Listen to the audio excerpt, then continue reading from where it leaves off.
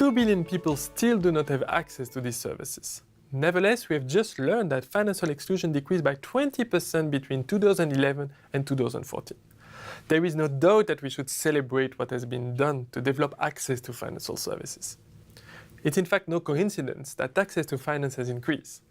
Indeed, since the 1970s, many social entrepreneurs and organizations have developed activities to fight against financial exclusion. This video aims to help you identify the motivation that drive these pioneers.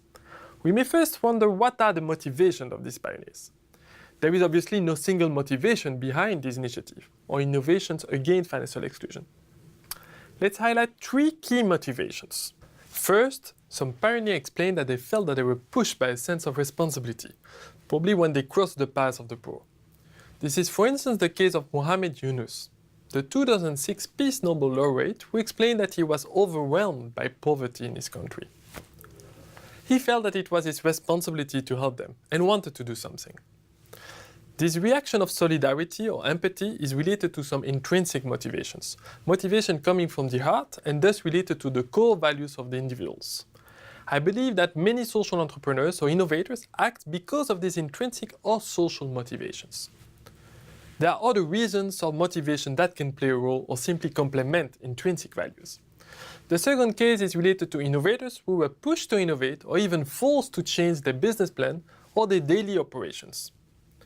In their case, this ended up in positive social change. They can obviously be pushed by competition or even sometimes by internal stakeholders, such as the staff or members of the General Assembly. I can give you 2 examples. The first one is what we call shareholder activism. This term encompasses the interventions of shareholders of publicly traded companies to bring about some social change. One famous case is the shareholder resolution voted in 2015 in BP's General Assembly. The resolution forces BP to set out the potential cost of climate change to its business.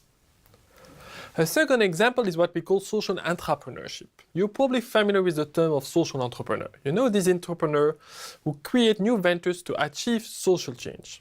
Social entrepreneurs also innovate for social change, but remain within the same company. The social entrepreneurs come up with this social innovation and therefore change the business model or set of activities of a company. Let's get back to our topic of financial inclusion. Are there cases where financial institutions felt pushed to include the poor? Definitely.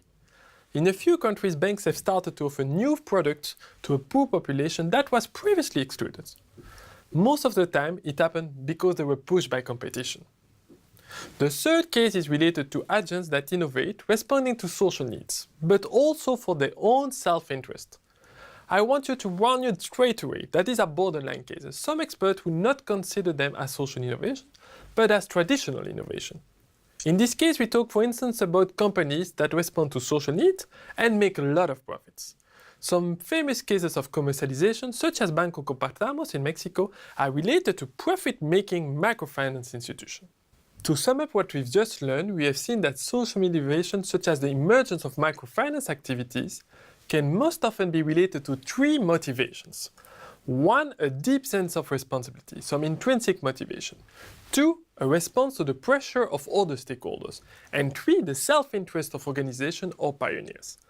Obviously, these 3 categories oversimplify reality. Without any feeling of responsibility, I don't think that any social entrepreneurs would have started a new venture. Nevertheless, this rapid categorization allows us to understand that there are different motivations that could still lead to the same action.